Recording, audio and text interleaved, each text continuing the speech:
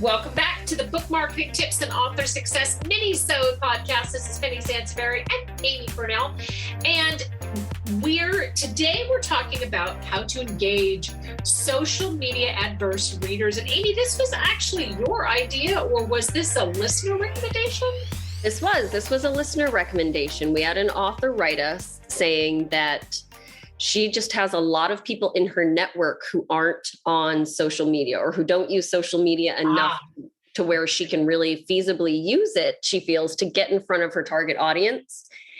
And she even knows somebody who refuses to use Amazon. So she was just getting really frustrated about how she can keep, the momentum going and keep getting exposure when people aren't using social media or are eschewing Amazon and things like that. And so she asked if we would cover this and kind of give her some tips and recommendations. So great. Okay. Yeah, I thought it was a good one. And I would say, to kick this off, maybe you're already doing some of these, valued listener. A big one, I know, Penny, and I'm not to put you on the spot, but you've often used stats on this in blog posts and things like that, how important having your book in your local libraries can be in regards to exposure and getting in front of people, and even just it can get even bigger than your local library as well once you're in the network and in the system. Yeah, which is huge. Obviously, local bookstores, work with them. Local home stores, there's so many great locally owned stores that just carry lots of different household items and things like that. So don't get creative in regards to local retail and where you might be able to make some deals to have them carry your book. It doesn't have to be strictly bookstores anymore. So get creative with ideas for that. Obviously, book clubs, get the word out about book clubs, offer to give them a special deal if they buy from you directly. Make the books available, offer to order them for them. If these are people that are not on Amazon, but you can get who cares if you get the books from Amazon?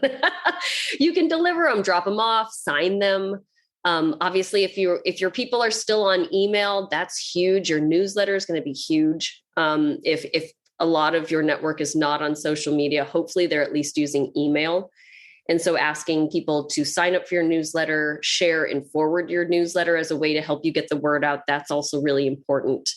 The last one I can think of for sure is, asking people to purchase copies as gifts. That's a way they can support you as well. Even if they're not on social media and they're not supporting you there, remember, ask them to keep you in mind when they're coming up with gift ideas for people around the holidays or for birthdays or things like that as well. I feel like I could go on and on and on for a long time. Penny, do you have any off the top of your head that I haven't touched on? No, but I think that not enough. No, I love your ideas, but I think that not enough emphasis is paid to local opportunities, local media, right? You mentioned libraries, local book clubs, but also, you talked a little bit about stores, any kind of, so I met an author a number of years ago at a writers conference, and this is before social media became old. I'm pretty sure there was Facebook because I'm not that old, but she was at this table, and I asked her, I said, what are you? She wanted to talk to me about our services.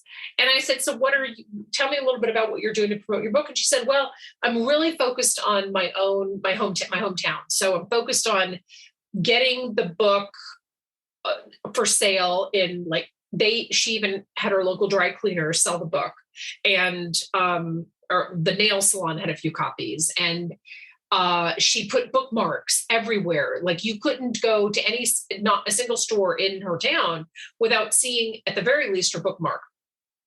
And she sold 5,000 books. But it literally, because I asked her, I said, so how many books? It was her first novel. It was self-published romance novel. It was a great book. And she sold 5,000 copies just by focusing on, so not doing anything in social media and just by focusing on her town. So I think that's yeah. And the bookmarks that we all think about bookmark, oh, everybody does bookmarks. But what's funny is that readers actually really love bookmarks, because how many times, if you're not reading an ebook and you're reading an actual book. How many times have I grabbed like a Post-it note because I can't find a bookmark? Even me, and I have bookmarks in my book. So I think that, bookmarks are nice kind of takeaways, even in an age of reading everything digitally, or so much stuff digitally. So yeah. And she sold 5,000 books just from blanketing her town and didn't do a single thing on social media. So there you go. I think that's very cool. And I thought of one other one that an author that I follow does, and this is just a way to kind of, because to this reader's point, it probably feels like she's doing a lot of the same, and when you're not on social media if it's pretty limited for you in regards to reaching your market, you probably feel like, oh my gosh, I'm doing all the same stuff. It's not very exciting anymore. I know an author that does a video once a month where she videos herself answering reader questions and things like that. So that's something else that you could do that's not just on your newsletter, or, you know what I mean? It's just another form of communication. So emailing out with your newsletter a video of you answering reader questions and things like that. This is normally something that people would put on social media, but don't forget that you can email videos too, or add them as media on your newsletter as well. So think of what people post on social and find creative ways to do it off of social, if that makes sense. Right. No, I think that's a great idea. And I think that was a great question. And I want to encourage you, awesome listeners, awesome authors, to send us your questions, send us your episode ideas, your questions, because we always love them. Thank you again so much for tuning in. This is the Minisode of the Book Marketing Tips and Author Success Podcast. Penny Sansevieri and Amy Cornell. And we're so pleased to have you listening, and we'll see you next time. Bye-bye.